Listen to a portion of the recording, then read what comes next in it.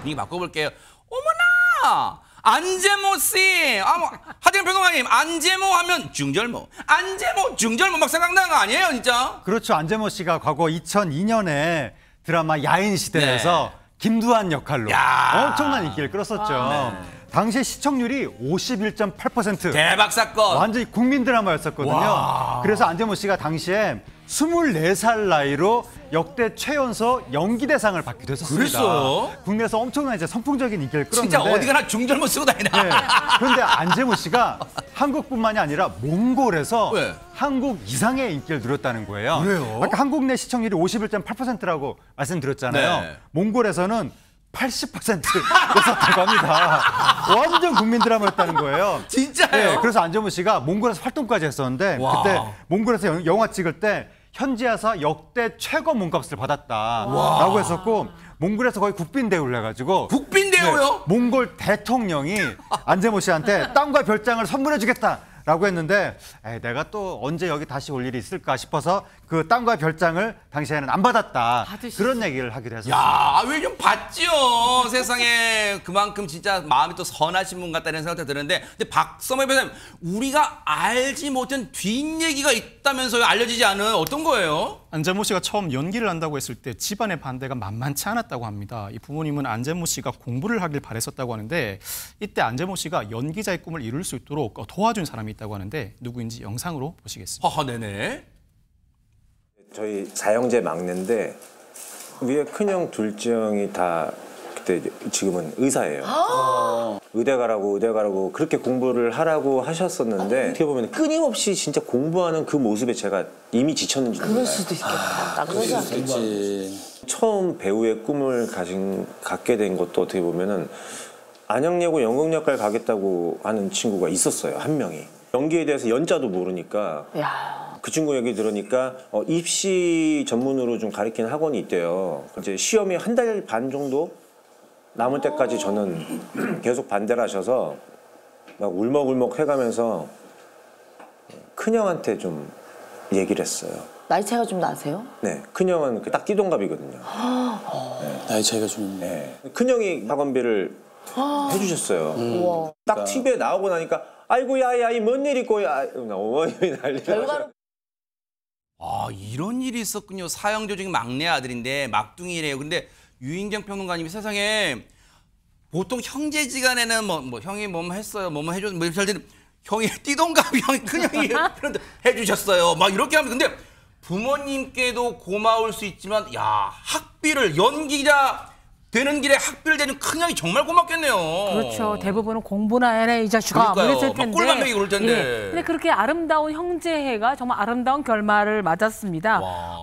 안재모 씨가 그 입시 학원비를 받아서 이제 연극 배우, 영화 배우가 됐잖아요. 네. 근데 큰형이 산부인과를 개원하던 무렵에 야인 시대가 빵 터진 거예요. 이야. 그러니까 뭐 홍보가 저절로 된 거죠. 네. 부산에서 팬 사인회를 하러 갔더니 큰형 병원에서 아이를 낳은 산모들이 산모 인증서를 들고 와서 네. 산모 수첩 있잖아. 산모 수첩. 저 그 병원 다녀요. 안재모 씨 형님 병원 다녀요. 이러면서 와가지고 했고 형님이 너무 흐뭇하게 했다고요. 야. 정말 은혜를 잘 갚은 그러니까 정말 선한 형님, 착한 동생으로 아직도 우정을 나누고 있다고 합니다. 아마 오해를. 모르긴 몰라도 네. 그때 큰형뿐만 아니라 뭐 가족분들 다 그러셨겠지만 특히 큰형이 이게 그 산모분들한테 아이고 저 우리 동생이에요 우리 동생 아마 막 입이 막 귀에 걸리셨을 것 같은데 근데 허준 변호사님 시청자분 그러실 거예요.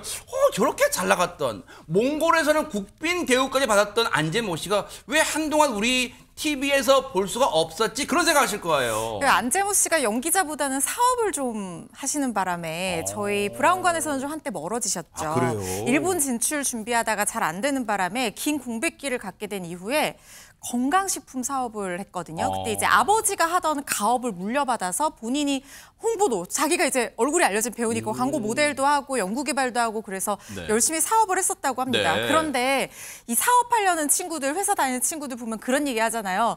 회사는 정글이지 나오면 전쟁이야 이런 얘기 하잖아요. 멋진 표현인데요. 이 사업이 쉽지가 않거든요. 그러네요. 안재모 씨도 여기까지 오는 길이 결코 순탄치가 않았다고 합니다. 아하. 금전적으로 사업하면서 힘든 일도 많고 대출도 많이 하고 사기도 당하고 이런 일이 있었다고 네? 하거든요. 많은 일들을 겪으신 것 같은데 관련 이야기 한번 들어보시죠. 네네. 돈을 잃은 건 사기밖에 없습니다. 꼭 하는 그런 일들이 있더라고요. 처음 사건은 좀 컸고요. 두 번째는 좀 작아요. 작아도 두 뭐 번이나 있어요? 작아도 억대라 한 6억 그냥 휴지된 거죠. 6억. 근데 너무 사기를 많이 당해서 그 얘기를 안 하고 일을 벌렸던 거예요? 아, 그거는 안 돼요. 수입을 공개 안 하는데 저는 갖고 오면 일단 다 모아놔요. 항상 언제 터질지 모르니까 이제 그게 강박이 된 거예요. 아유. 홍삼 사업 한다고 이제 집 담보 대출 좀 있었죠. 근데 와이프가 또 빚 있는 건 자기 너무 찜찜하다면서 네. 자기가 그 대출금을 딱 정리해서 이제 저는 지금까지 결혼은 진짜 잘했다 생각해요. 왜 안 그러겠어요 세상에. 아직은 본인이 결론 내놓. 진짜 결혼 잘하시요 진짜.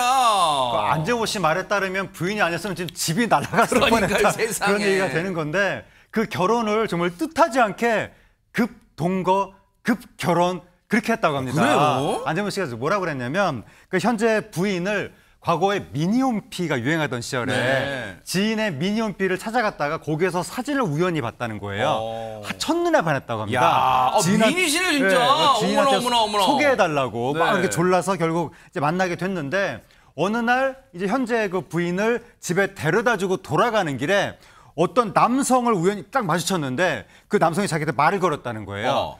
지금 몇 층에 누구 데려다주고 가는 거냐? 라고 말을 걸었다는 거예요. 왜 그 순간 왜 안재모 물어봐요? 씨가 혹시 아버님이구나. 직감을 딱 했다고 합니다. 그래서 인사를 했는데 그 장인어른 되시는 분이 뭐라 그랬냐면 자네도 집에서 소중한 아들이겠지만 나는 내 딸이 가장 소중하다.